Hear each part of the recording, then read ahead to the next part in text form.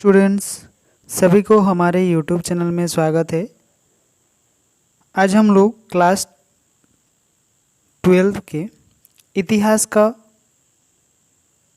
Chapter number 7 देखने वाले हैं। इस चैप्टर में हम लोग कुछ महत्वपूर्ण प्रश्न को ले आए हैं। इस प्रश्न में आप लोगों को इस चैप्टर का एक प्रश्न आप लोगों को एग्जाम में अवश्य ही मिलेगा एकदम। इस चैप्टर का जो नाम है ये आप लोग जानते ही होंगे कि 7वां चैप्टर कौन सा है। तो इस चैप्टर का नाम है 1857 की क्रांति या आंदोलन। इस चैप्टर बहुत ही महत्वपूर्ण है। इस चैप्टर से एक प्रश्न आप लोगों को हर बार जितने बार एग्ज़ाम होगा आप लोगों का, चाहे टेस्ट हो, प्री टेस्ट हो, फाइनल हो, कोई भी हो, उसमें आप लोगों को एक क्वेश्चन रहेगा ही रहेगा। तो ये प्रश्न उत्तर को ही हमने क्या किया, आप लोगों के सामने ले आए हैं। चलिए इसे हम लोग अब शुरू करेंगे। 1857 के विद्रोह का तत्कालिक कारण क्या था? जब 1857 में विद्रोह हुआ तो उस समय उसका जो तत्कालिक कारण यानी कि उस समय किस तरह का कारण बना हुआ था, ये सबसे बड़ा प्रश्न है। क्यों बना हुआ था ये भी जानना जरूरी है। यह अफवाह फैल रही थी कि बाजार में ऐसा आटा शक्कर मिल रहे हैं जिसमें सूअर और गाय की हड्डियों का खून का चूरा मिलाया गया है। ये एक शक था। इस शक में पूरा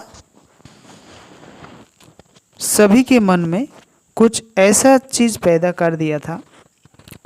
उस चीज़ से ही सबका जो खतरा है ये बढ़ने लगा।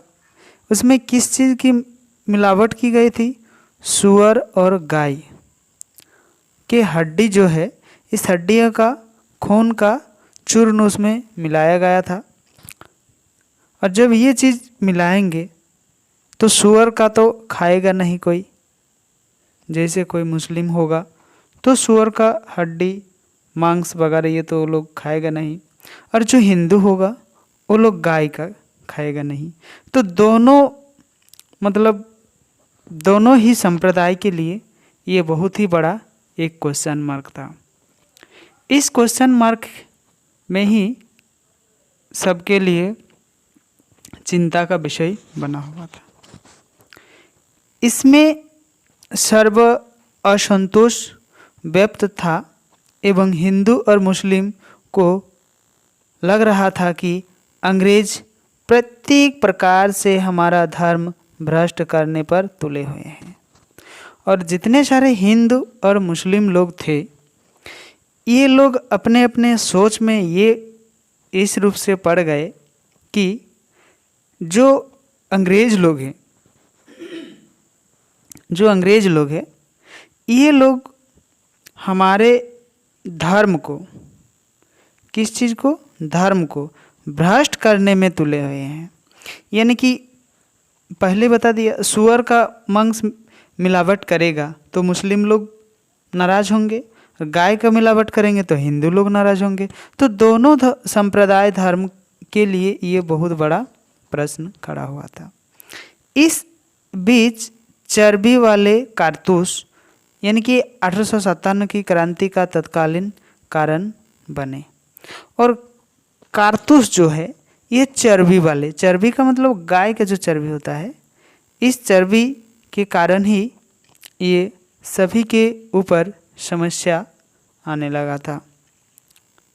1857 में ब्रिटिश सरकार ने लोहे की पुरानी बंदूक ब्राउन वेश के स्थान पर नवीन एनफील्ड राइफल सैनिकों को प्रयोगार्थ में दी थी। यानी पुराने जितने सारे चीज़ थे उस सभी चीज़ को क्या कर दिया, वहाँ से हटा दिया। एक नया वाला चीज़ जो है, ये नया वाला चीज़ उसमें वो लोग लाया और इस नया वाला चीज़ में ही ये काम करने में लोगों को आसानी करता था। इसके कारतूस पर चिकना कागज़ लगा था। चिकना कागज़ आप लोग जानते हैं चिकना कागज़ कैसा होता है। जैसे आप लोग किताब के ऊपर में कुछ देते हैं तो वही वाला चीज़ चिकना कागज़ जैसा लगता है। तो ये इस कारतूस को बंदूक में प्रयोग करने से पहले इस कागज़ को दांतों से काट कर खोलना पड़ता था। मतलब जैसे सील हम लोग मारते हैं ना, उसी तरह से ये चीज़ को दिखाया गया था या रखते थे। अब हम लोग इस चिकना कागज़ को किससे, दांतों से उसको काटना पड़ता था, खोलना पड़ता था। जनवरी 1857 में बंगाल सेना में यह अफवाह फैल गई कि इन कारतूसों के मुंहों पर गाय और सूअर की चर्बी लगाई गई है। और एक चीज़, जब बंगाल के जो सैनिक थे वहाँ पर इस चीज़ का आरोप लगाया गया था कि ये जो कारतूस है, आप लोग जानते हैं इस कारतूस में क्या लगा हुआ है, इसमें सूअर और गाय का जो रक्त है, यही रक्त में उसको पूरा मिलाया गया है। तो सभी के मन में ये नाराज़गी आने लगी। इसमें से बंदूक जो हिंद मुस्लिम सैनिक को आक्रोश जो है ये बढ़ने लगा था। जब भी कोई इस तरह का बात होगा तो कोई क्या चुप बैठेगा, नहीं बैठेगा। इसमें बहुत सारा जो समस्या है, ये समस्या उत्पन्न होने लगेगा। तो अब हम लोग देखेंगे कि जनवरी 1857 को कलकत्ता के पास दमदम में सेना ने कारतूसों का खुलकर विरोध किया। जब ये चीज़ सभी के मन में आया, सभी ने ये सोचा कि ये चीज़ गलत है, ये चीज़ नहीं करना चाहिए, तो उन लोगों ने क्या किया, कलकत्ता में इस चीज़ के लिए विरोध जताया कि ये कदापि नहीं होनी चाहिए, इस चीज़ को हम लोग स्वीकार नहीं करेंगे। तो बहुत सारा इस तरह से विद्रोह जो है ये होने लगा था। इस प्रकार चर्बी वाले जो कारतूस ही 1857 के विद्रोह का आरंभ होने का तत्कालिक कारण बना हुआ था। तो आप लोग को ये पहली क्वेश्चन जो है ये समझ में आ गया होगा कि किस तरह से ये पहली जो युद्ध शुरू हुआ ये किस तरह से हुआ। ठीक है, अब हम लोग देखेंगे इसका जो दूसरा क्वेश्चन है, इस क्वेश्चन को देखेंगे। 1857 के विद्रोह की असफलता के कारण का उल्लेख करें। असफलता किस रूप से आया, कैसे असफलता हुआ, इसके बारे में हम लोग अच्छे से जानकारी प्राप्त करेंगे। ठीक है,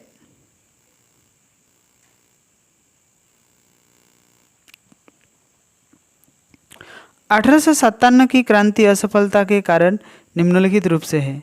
योग्य नेतृत्व का अभाव। इसमें अगर हम लोग नज़र दौड़ाएंगे तो ये एक चीज़ हम लोग को ये पता चलेगा कि योग्य नेतृत्व का मतलब क्या होता है।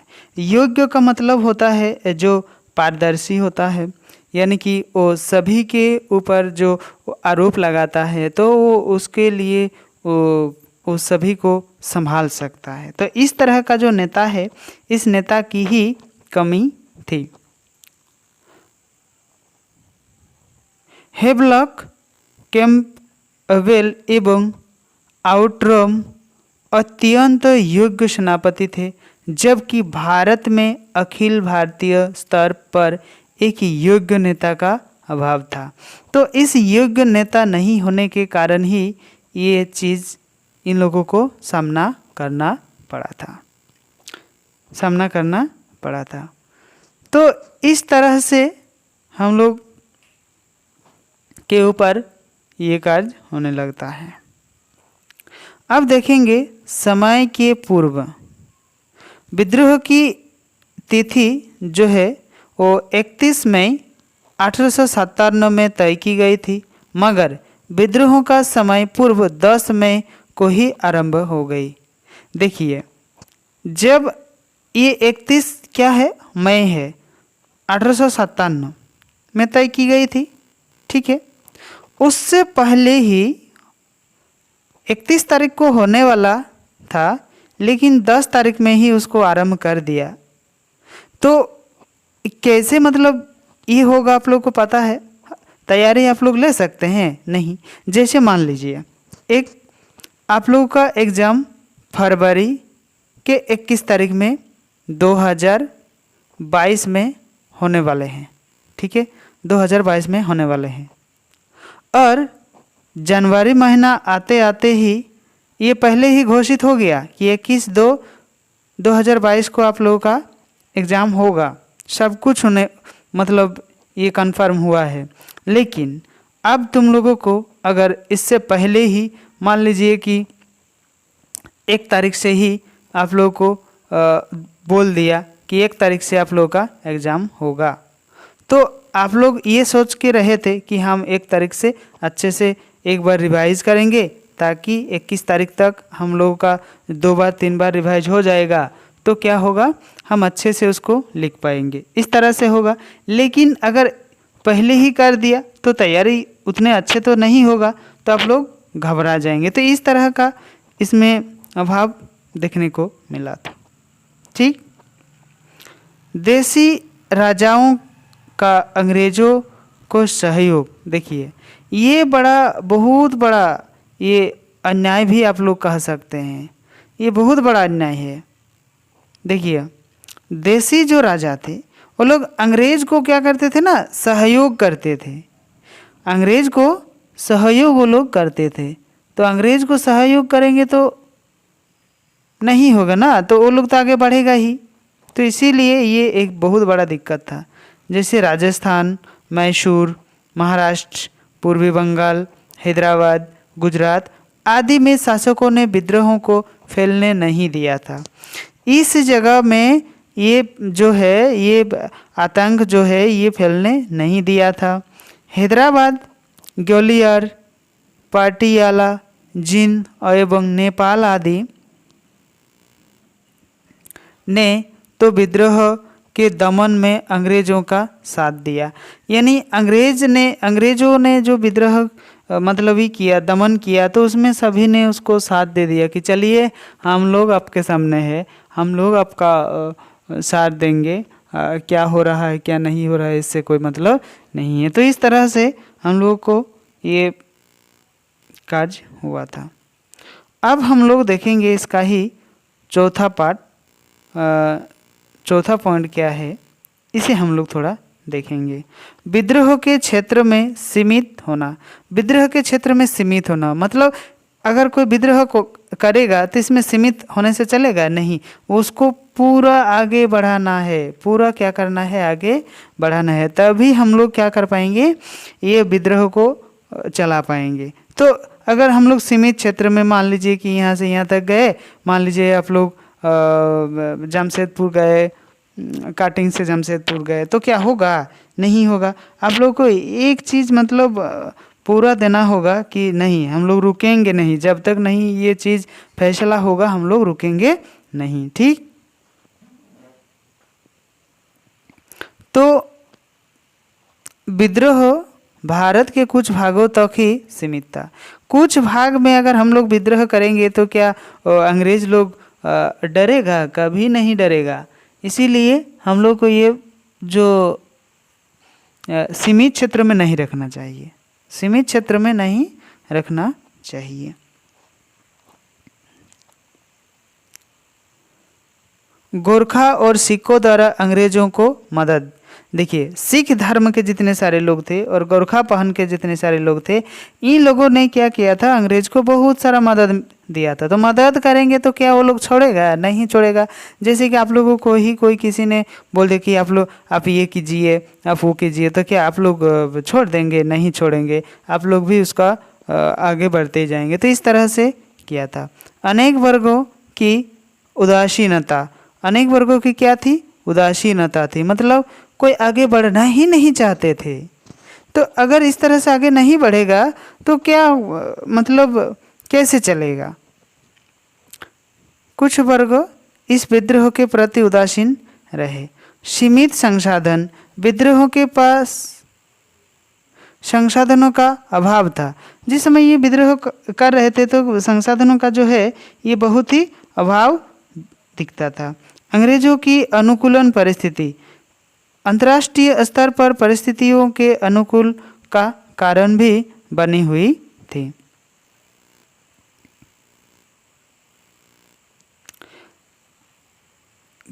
कैनिंग की उदारता, रॉबर्टसन ने लिखा है कि कैनिंग की उदारता के कारण, उदारता ने यह विद्रोह जल्द समाप्त करने का मदद की और उसने घोषणा की कि बिना जांच के किसी को दंड नहीं दिया जाएगा। मतलब ये एक चीज़ साफ हम लोगों को पता चल रहा है कि कोई भी इस तरह से करेंगे बिना जांच के तो बहुत ही समस्या हो सकता है।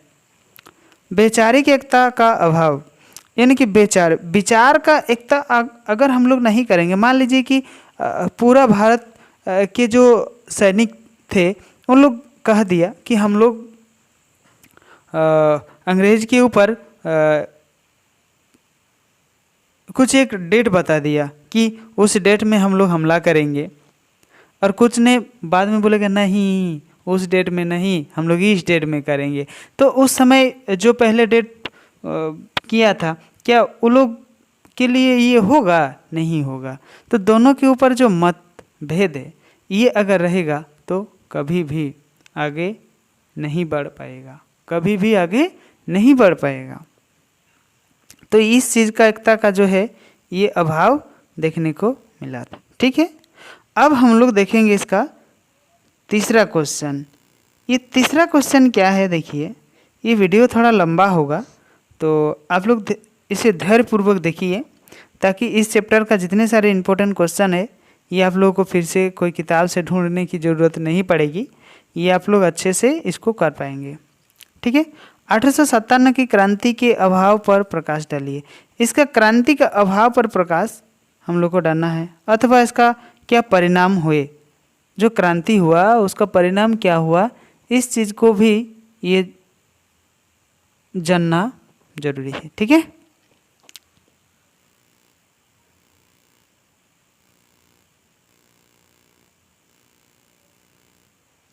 अब देखिए, भारत में ईस्ट इंडिया कंपनी के शासन का अंत हो गया। भारत में क्या हुआ? ईस्ट इंडिया का जो कंपनी का जो शासन चल रहा था ये तो ख़त्म हो गया। ये क्या हो गया? ख़त्म हो गया। भारत का शासन इंग्लैंड के ताज ने ग्रहण कर लिया, और भारत का जो शासन था ये अंग्रेज के जो ताज है इसने क्या किया? ग्रहण कर लिया। 1898 ईस्वी में महारानी विक्टोरिया ने घोषणा के अनुसार क्षेत्रों में सीमा विस्तार की नीति समाप्त कर दी गई, और अब प्रादेशिक विस्तार के स्थान पर आर्थिक शोषण का युग आरंभ कर दिया। और जो सीमा का एक नियम था ये भी समाप्त कर दिया कि हम लोग सीमा का कोई निर्दिष्ट नहीं रखेंगे, हम लोग जहाँ कहीं भी जा सकते हैं, जहाँ कहीं भी जाएंगे, जहाँ कहीं भी करेंगे। मतलब ये चीज़ वो लोग करना चाहते थे, मतलब सीमा हम लोग ख़त्म करेंगे, इधर भी करेंगे उधर भी करेंगे, मतलब सब कुछ के ऊपर हम लोग हाथ डालेंगे। इस तरह का प्रभाव देखने को मिला था। अंग्रेज़ों ने हिंदू मुस्लिम एकता तोड़ने के लिए कूट फूट डालो एवं राज करो की नीति अपनाई। और अंग्रेज ने क्या किया, हिंदू और मुस्लिम दोनों के ऊपर झगड़ा लगाने के लिए, जिसको हम लोग कहेंगे, तो ये झगड़ा जो है लगाने के लिए ये लोग फूट डालो और राज करो इस नीति को अपनाई थी, ताकि आम जनता को भी वो लोग अपने कब्जे में कर पाए, अपने कब्जे में कर पाए।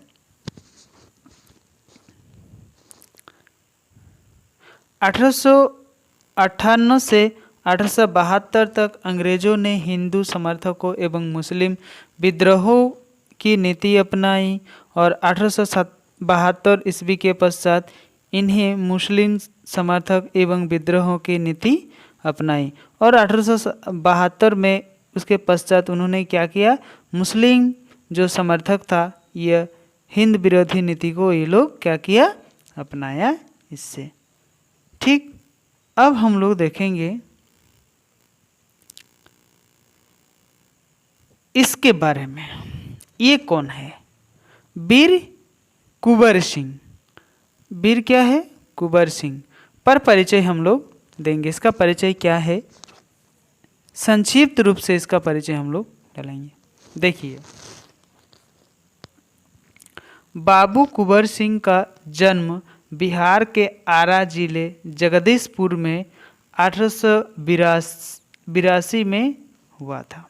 कहाँ पे, बिहार, किस जिले, आरा जिले में हुआ था। कितने साल में, 1882 ईस्वी में।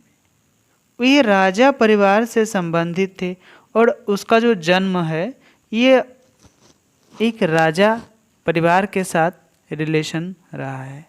बाबू कुंवर सिंह ने शाहजादा सिंह के पुत्र थे और बाबू कुंवर सिंह जिसको हम लोग पिता, इसका पिता कहेंगे, वो किसके, शाहजादा सिंह का ही पुत्र था। 1826 ईस्वी में पिता के मृत्यु के बाद वे जगदीशपुर की गद्दी पर बैठी थी और उसका पिता का जो मृत्यु हो गया शाहजादा का, तो तब 1826 ईस्वी में अपने जो गद्दी है उसमें बैठे थे। पटना में 1857 की क्रांति के नेतृत्व वीर अली ने किया था और उस समय पटना का जो नेतृत्व चल रहा था ये वीर अली ने किया था। लखनऊ निवासी वीर अली पटना में पुस्तक विक्रेता का काम करते थे और वीर अली क्या काम करते थे, पुस्तक बिकते थे। कहाँ पे, बिहार। वीर अली को अंग्रेज ने फांसी दे दी और वीर अली ने क्या किया, अंग्रेज ने फांसी दे दी। वीर अली फांसी से पूर्व कहा था, यदि मैं करूँगा तो मेरे खून से हजारों वीर पैदा होंगे, मैं मर जाऊँगा तो इससे कोई फर्क नहीं पड़ेगा, लेकिन ये जो खून है इस खून से ही हजारों इस तरह का वीर का पैदा होगा। और ऐसा ही हुआ था। उसकी फांसी के समाचार पाते ही 25 जुलाई को दानापुर के 3 देशी पलटनों यानी कि 7वीं, 8वीं और 40वीं ने 25 जुलाई 1857 को क्या कर दिया था, क्रांति का शंखनाद कर दिया था। यानी कि शंखनाद का मतलब स्टार्ट कर दिया था। जैसे कोई महाभारत में आप लोग युद्ध के बारे में सुना है, जब स्टार्ट करते थे तो एक शंख बजाते थे और उसमें लोग स्टार्ट करते थे।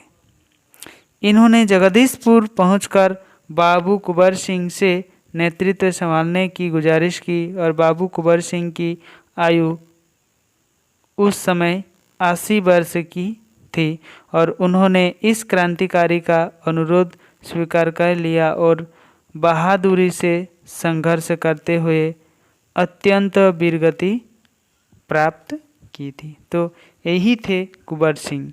तो इसके बारे में आप लोग अच्छे से जानकारी प्राप्त किए हैं और इसको ध्यान में आप लोग रखिए और इसको अपना कॉपी में नोट करके भी आप लोग रख सकते हैं, ये बहुत ही इम्पोर्टेंट चीज़ है। तो और एक क्वेश्चन बचा है। ये क्वेश्चन अभी हम लोग क्या करेंगे, इसको देखेंगे। ये क्वेश्चन जो है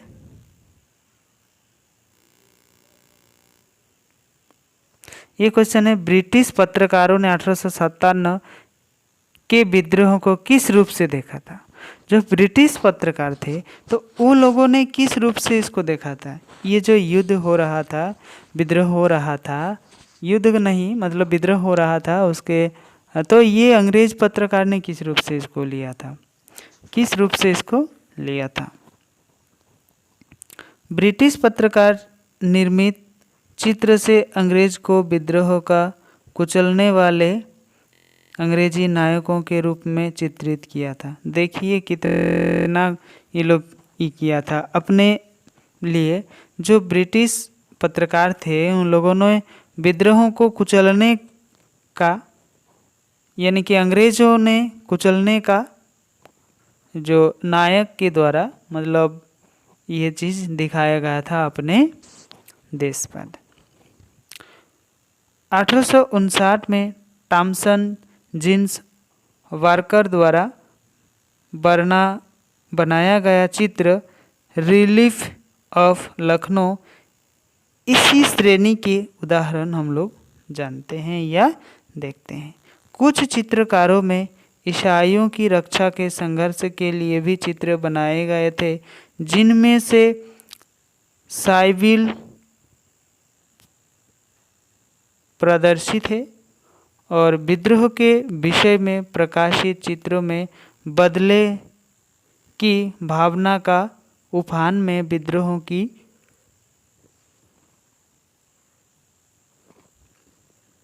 निर्मम हत्या का प्रदर्शन किया। यानी जिसने जिसने विद्रोह किया उन लोगों को मारने के लिए, उन लोगों को धमकाने के लिए, उन लोगों को कोई भी कार्य करने के लिए रोका गया था।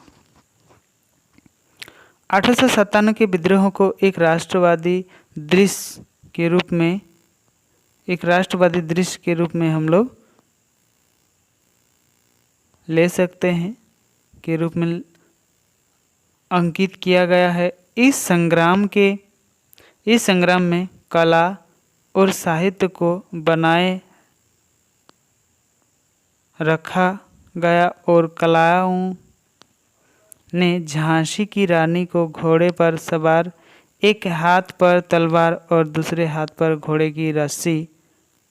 जो झांसी की रानी के बारे में आप लोग जानते ही हैं, आप लोग बहुत सारा उसका किताब पढ़े हैं, क्लास 6, 7, 8, 9 में भी हिंदी किताब में हम लोग को देखने को मिलता है। एक हाथ में तलवार और दूसरे हाथ में घोड़े की रस्सी ये थमे हुए प्रदर्शित किया गया है। वह साम्राज्यवादी का सामना करने हेतु रणभूमि की ओर जा रही है। यानी कि अंग्रेज लोगों के विरुद्ध काम करने के लिए वो अपना जो कार्य है वो कंप्लीट करने के लिए ही वो क्या कर रहे थे, जा रहे थे। तो ये 7वां नंबर का चैप्टर बहुत ही इम्पोर्टेंट और कुछ ना कुछ क्वेश्चन इस चैप्टर से एकदम 100% हम कह सकते हैं कि इस चैप्टर से एक क्वेश्चन रहेगा ही, एक क्वेश्चन इस चैप्टर से रहेगा। तो जो नए स्टूडेंट जुड़े हैं वो इस चैनल को सब्सक्राइब करें ताकि आने वाले जितने सारे वीडियो अपलोड होगा उसका नोटिफिकेशन आप लोगों को मिलता रहेगा। और अपने अपने दोस्तों को ये लिंक शेयर करें ताकि उसको भी इसका लाभ मिल सके। पूरा नहीं तो कुछ तो मिलेगा। तो इस लॉकडाउन में यही बहुत बड़ा होगा कि अपने लिए तो हम लोग करते ही हैं, अपने दोस्त के लिए भी कुछ करना चाहिए और उसको आगे बढ़ाने के लिए हम लोग का सभी का हाथ होना चाहिए। तो बस आज के लिए इतना।